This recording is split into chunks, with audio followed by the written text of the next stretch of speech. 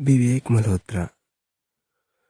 रुद्र की बात सुन आरोही ने उसे खुद से दूर करते हुए कहा, यही कि किस तरह आप हर बार मुझे बेवकूफ बनाने की कोशिश करते हैं।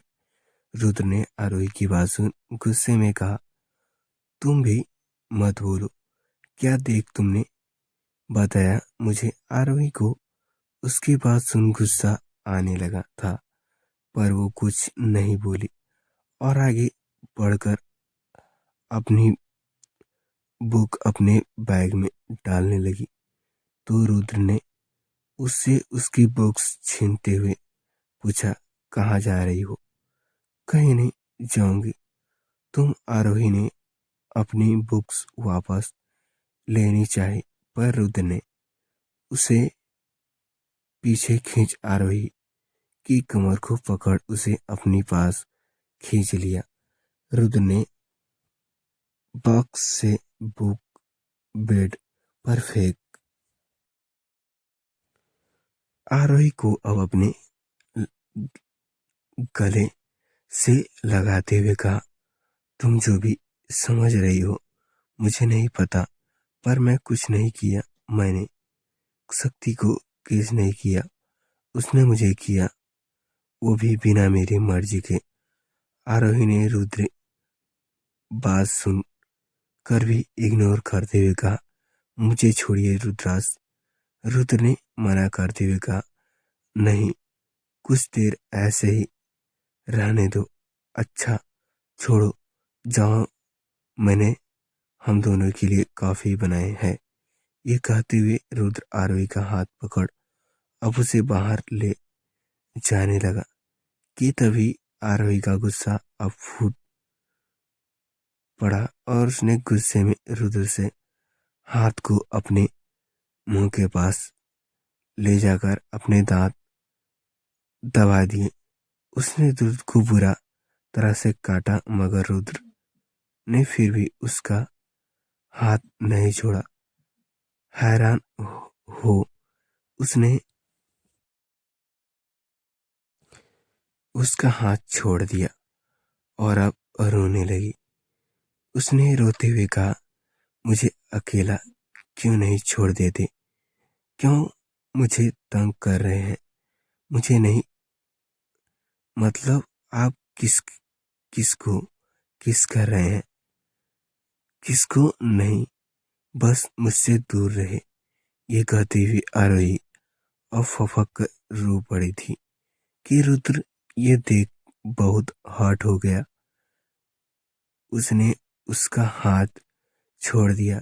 एक बार फिर उसने गले से लगा उसका चेहरा अपने सीने में छुपा लिया और उसने सिर को चूमते हुए कहा, बेबी तुम क्यों मुझे नहीं समझा पा रही हो। तुम हमेशा मुझे गलत ही समझती हो। क्या फायदा दूं मैं आज। तुम कुछ सुना ही नहीं चाहता। आरोही ने रुद्र की बात सुन उसके सीने पर मारते हुए कहा, छोड़िए मुझे मुझे कुछ नहीं समझना। ये सब आपकी और उस शक्ति की सोच समझना चाल है, ताकि मैं आपका पीछा छोड़ दूं और आपको इस अनचाही शादी से छुटकारा मिल जाए। आरोही की बात सुन रुद्र ने उसे खुद से अलग करते हुए पूछा, क्या चाल, आर यू क्रेजी। आरोही ने अपने चेहरे से उसका हाथ हटाते हुए कहा, यही सच है। ये सब आपको दिखावा था। वो शक्ति भी आपका हाथ साथ मिली हुई है। जब मुझे समझ आया कि उसने मुझे आपसे दूर रहने को क्यों कहा, क्योंकि वो आपका गर्लफ्रेंड है। रुद्र ने आरोही की बात सुन थोड़ी हैरान से पूछा, क्योंकि शक्ति ने ऐसा कहा। आरोही ने अपने आंसू पोंछ उसे दूर धकेलना चाहा, पर वो इतना भारी था, उसके लिए वो उसे हिला भी नहीं पाए। रुद्र को अब आरोही पर गुस्सा आ गया और उसने आरोही को पकड़कर अपने पास खींचते हुए कहा, जो पूछ रहा हूं वो बताओ, क्या बोला शक्ति ने तुम्हें और कब बोला? आज सुबह जब रुद्र बाहर गया था, बाहर से आने के बाद उसने मेन डोर खुला ही छोड़ दिया था और शक्ति कब अंदर चली आई उसे पता नहीं चला। पर जब वो आरोही के पास थी, आरोही तब सोई हुई थी।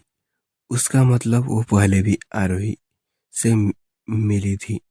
इधर आरोही ने रुद्र के धड़कने पर सहमति हुई। कहा, उसने ही कहा था मुझे आपसे दूर रहने को। रुद्र ने उसे घूरते हुए पूछा, और क्या बोली वो? आरोही को फिर से रोना आ गया और उसने रोते हुए कहा, रही कि आप लड़कियों को कपड़े की तरह बदलते हैं। मैं आपको बात दूं, मैं नहाऊं, आप कैसोनुआ हैं? रुद्र ने आरोही की बात सुन झुकते हुए कहा, किसकी आंख में देखती हुई कही, ये वजह से जो तुम मुझसे दूर दूर भागने लगी थी। शक्ति कब मिली तुमसे? कहा उसने ये सब? आरोही ने एक हाथ से अपने आंसू को पोंछते हुए कहा, आपको कस्टर्ड था जा न हमारे कॉलेज में उन दिन। रुद्र ने आरोही की बात सुन गुस्से में अपने दांत भीग लिए। उसे शक्ति पर बहुत गुस्सा आ रहा था। उसने ऐसा क्यों किया? और आज आज की हरकत ने कितना बड़ा बखेड़ा खड़ा कर दिया था। रुद्र ने आरोही को फिर से गले लगाना चाहा, पर आरोही ने उसके हाथ को झटकते हुए कहा, दूर रहिए और खबरदार जो अब मुझे किस किया तो। ये कहती हुई अब जल्दी से मौका मिलते ही रुद्र के चंगुल से आजाद होकर अपने रूम की तरफ भागी, तो रुद्र ने गुस्से में उस पर भागते हुए कहा, जितना भागना है मुझसे दूर भाग लो, पर अगर यहाँ से कहीं जाने की सोची तो समझ लेना कि मैं क्या कर सकता हूँ। आरोही इसकी बात सुन अपनी जगह रुक गई, तो रुद्र ने उसके पास जाते हुए कहा, चाहती हो ना कि तुम्हारी माँ जल्दी ठीक हो जाए, पर उसके लिए उसका ट्रीटमेंट होना बहुत जरूरी है और उसके लिए भी उसका हॉस्पिटल में होना जरूरी है। तो अगर तुम नहीं चाहती हो कि उनका ट्रीटमेंट रुके तो अच्छी बच्ची की तरह मेरी बातों को समझना, समझी? इतना कहकर रुद्र ने आरोही के गाल को सहलाया, तो एक बार फिर आरोही ने आंख भर आए। वो मन ही मन सोचने लगी कि वो कितना घटिया इंसान है। उसे उसकी मम्मी का सहारा लेकर उसकी बात मनवा रही है। वही रुद्र ने आरोही से कहा, जाओ जाकर रेडी हो जाओ, तुम्हें कॉलेज छोड़ दूं। इधर मित्तल मेंशन में ईशु अपने रूम में आई। समय ढेर सारे कपड़े के बाद थी। उसने अभी एक सिल्वर कलर का लहंगा पहना हुआ था और वो इस समय अपने सामने सोफे पर बैठी सुभित को देख रही थी, जो कि अपनी सरसरी निगाहों से उसे ही देख रहा था। तभी उसने एक बार फिर से कहा, नो ईशु। ये सुन उदास हो गया और उसने बड़ी मासूमियत से सुविध को देखा, तो उसने उससे कहा, जाओ जाकर दूसरा ट्राई करो। ईशु ने अपना सिर ना में हिलाया तो सुमित ने उसे घूर कर देखा तो अब वो अपना लहंगा संभालते हुए कहा, से क्लोसेट रूम में चली गई। तभी सुमित के पास बड़ी कॉस्ट्यूम डिजाइनर जानवी खन्ना ने कहा, thank black pink colour wow looking so pink now है। सुमित ने अपने फोन से डूबे हुए कहा, हैव आस्क्ड यू जानवी। उसकी कॉल आवाज को सुन चुप हो गई। सुमित ने तब से उसके लाइव वेस्ट 7 लहंगे रिजेक्ट कर दिए थे। वही उस इशू खुद बार बार लहंगे ट्राई करते हुए कहा, अब थक चुकी थी।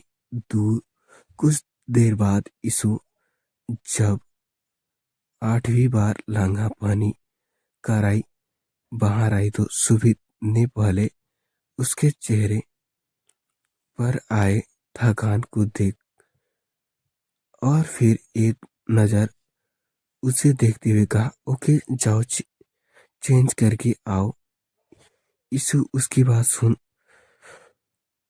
खुश हो गई, वरना वो तब से तो नो नो बोलकर उसका दिमाग खराब कर रहा था।